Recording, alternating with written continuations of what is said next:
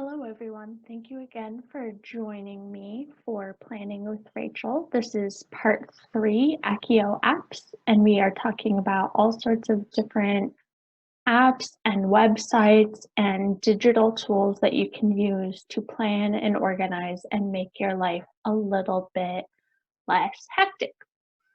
So as you can see, my desktop, I just changed to one of the slides from my Organize Your Mind, Spring Clean Your Brain presentation that I did in February. And these are some of the apps that I'm going to be going over. I'm going to go over them beginning in alphabetical order, and then I'm just going to kind of go where the wind takes me from there. I'm going to try to keep this somewhat brief because this is a lot of content that I'm covering and it's a big overview. But if you have any questions about any of the specific apps, websites, or digital tools, you can email me and or you can message the Otago Prattville Public Library on Facebook, and we would be happy to respond with some details. Now, fair warning, I use Android system for my phone. I have a Galaxy something or other. So if you are with Apple products, you use an Apple laptop or MacBook or an iPhone or anything like that, you may not have access to some of these apps. Most of them, I think, do have compatibility with both systems, but some of them do not. So just a fair warning. So let's get started. I'm going to start with Boosted. And that's our first tab here. So Boosted is a time tracking productivity app that you can get on Google Play. This might be one of the ones that you can't actually get on iTunes. I don't know, but it's going to advertise it for me for Google Play because that's the system that I have. And you can really just see what you spent your time on, how much time different projects take. It's for time tracking, but also for organizing your projects into specific tasks. So you can kind of break down what items need to be done, how long they'll take, and then how much effort and time and so on and so forth it's going to take you to complete a specific project. You can keep track of your progress. They've got really good charts and graphs to let you see how you're doing. You can find out what day of the week you're most productive, what time of the day, things like that. And it also has a calendar feature where it kind of shows you what you did all day. So you can see, for example, if you're looking for a time to do a new task or work on a new project, you can see whatever blank spots there were in your previous week so that you can move forward at that point. So that's Boosted. It's a really cool app. I know there's a free version because that's what I've got. There may be some paid features that you can get as well, but I just use the free version and I'm pretty happy with that. So that's Boosted. Next up, we have Business Calendar 2. Aside from having kind of a clunky name, this app is one of my favorites actually because it comes with phone widgets for the Android phone that allow you to have different ways of viewing the calendar without clicking in or anything like that. Different ways to see, you can change the themes, you can look at it through the agenda. I like the month view gets a little crowded for me because I usually have lots of things to do, but I do the week view most frequently. But you can adjust the week from 1 to 14 days, and you can have it start on whatever day it is instead of just starting on Sunday or Monday. So that's really nice. And then here are the widgets I was talking about. You can just have it so that shows up on your phone's home screen or whichever screen you want. and you can choose from these different layouts and setups to see which one will give you the most impact right away. There's task lists, and you can add attachments, images and things like that to your calendar entries as well. And then they have a bunch of more features, like it's pretty great.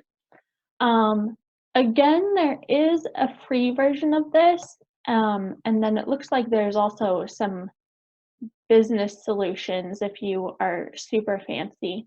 But I know that there's a pro version that they had as well. That might have just been for Business Calendar one. But in any case, I'm really happy with the free version. Like I said, that I have a Business Calendar too.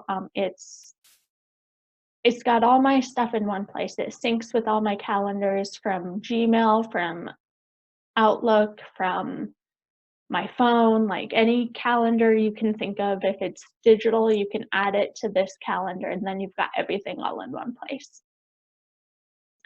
Next up, we have Forest, which is another sort of time tracking app. Forest plants little virtual plants for you that help you stay focused on what you're doing. So whenever you want to stay focused, you plant a tree, your tree will go while you focus on your work.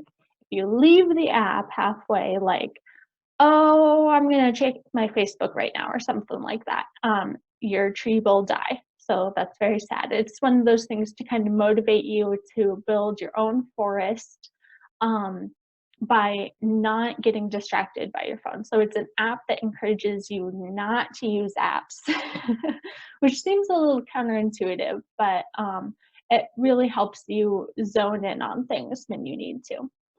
So stay focused and plant real trees on Earth. So they partner with a real tree planting organization, Trees for the Future. And when you spend virtual coins that you earn through planting trees in your forest, one of the things you can spend them on is planting actual trees in the world. So that's pretty awesome. Next up, we have Remind. Remind is an app for communication.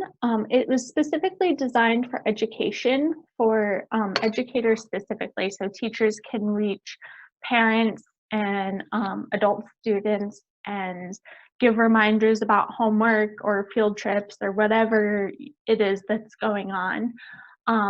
But the library actually uses it, and we really appreciate it. It's a great way to remind folks about our upcoming events and get more engagement. It is free. Next, we have Rocketbook. Now, this is one that I've mentioned in a couple of the other planning videos I've done. Rocketbook is a notebook, it's an app, it's a whole bunch of different things. If you remember me talking about the friction pens, the ones that are erasable, you would use those with the Rocketbook notebook. And then to be able to use the app, you would scan your notes from the notebook into any of these apps or softwares by using the Rocketbook app. So you'll set up your connections and it'll guide you through all of that in the app. And then you just kind of take a little picture in the app of whatever it is that you wrote in your Rocketbook notebook and send it straight to any of these platforms. So that's a cool way to get a permanent digital version of whatever erasable stuff you wrote down. Todoist is next. Todoist is one of the few apps that I actually do pay for extras for. It's fairly reasonable. The free version is wonderful as well, but because I use it so much and for so many things, I prefer to have some of the extra features. I'm just going to go over the free features for today though, because I know it's not going to be accessible to everyone. So there will be an inbox where if you make a task that is not associated with a project, that task will go in your inbox so that you can code it for use in a project later. There's the today one that just shows you what I need to work on today. And then there's the next 7 days that shows you everything coming up for the week. And you can really, like, let's say I really want to focus on promotion, I can go to my promotion sub project of the work project, and I can see all of the things that are or were coming up on my to-do list. And the color coding here is really nice. You can still see at a glance which ones are most important or urgent, because the red ones, like those are like very important, get them done today. The orange ones are priority 2, blue is priority 3, and then you have another subset of tasks that you can add.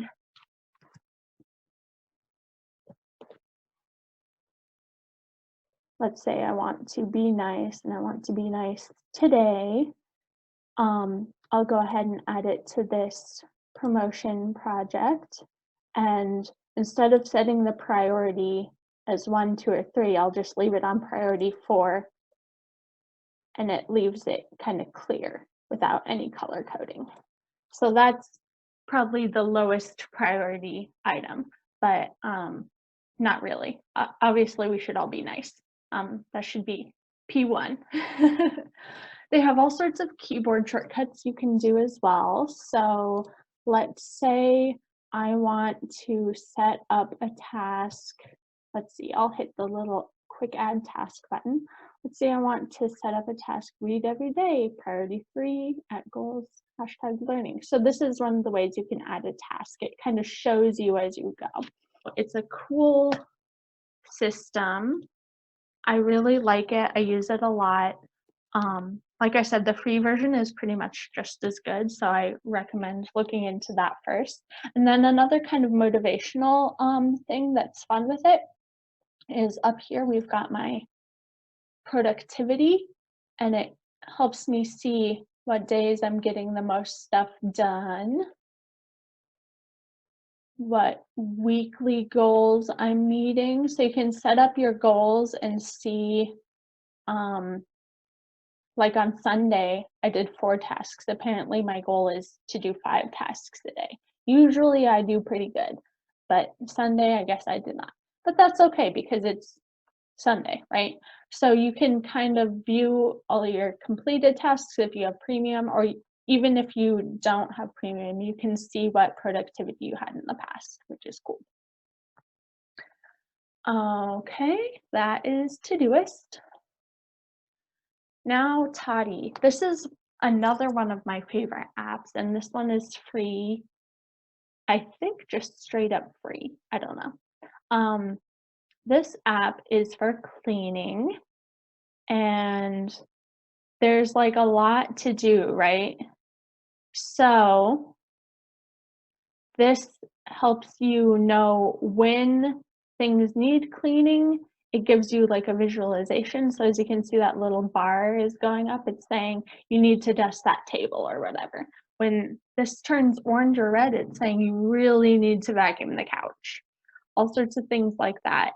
You can adjust your time scales, but really it's just sort of an automated system to help you see what needs doing in what order, and kind of breaks it down in a way that makes it more accessible.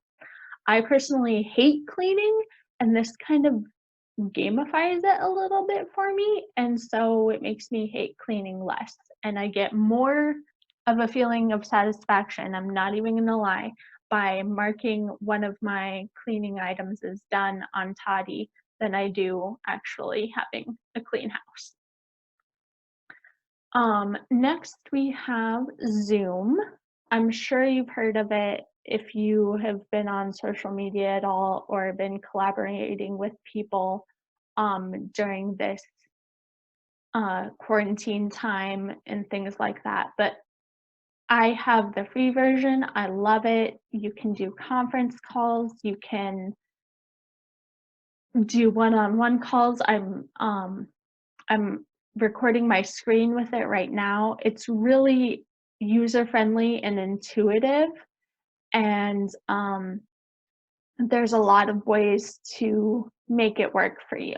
So if you haven't heard of Zoom yet, or if you've heard of it just recently and you're like, what's that all about? It's for video conferencing, it's for video chatting, um, recording videos, those sorts of things. It's kind of a social meeting conference tool for video. And so long as your internet is good, Zoom's going to be good. Okay. If you have any questions about using any of these apps, go ahead and shoot me an email. Next, I'm going to talk. Oh, I skipped one. I skipped an app. There is an app called Slack. This guy here. Slack is super awesome as well, and this is another collaborative one where you can invite team members. This is my work one that I just created for an example, and they are super helpful as well. They'll give you all sorts of tips and tricks and things like that, and they've got lots of online resources. But since I just set up this Slack workspace for my work, you kind of get to see some of the setup process. So we can choose a greeting for people when they first join Slack. And actually, I'm going to skip that because I don't think we need to do that. We can start using Slack for the Facebook marketing project. So these channels over here, you can hit a plus to add a different channel. And these, oops, not browse channels, just kidding. You can browse your channels, or you can create a channel. And this one's going to be Instagram.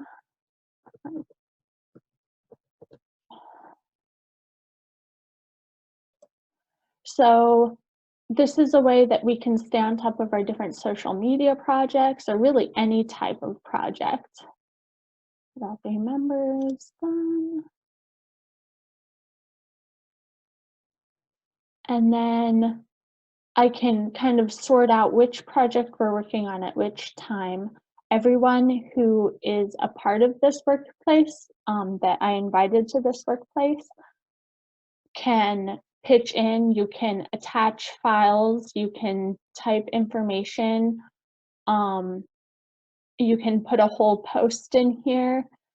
There's a lot of ways to kind of collaborate on Slack through, it's like a combination of being able to chat and being able to collaborate, like a Google Drive type of environment.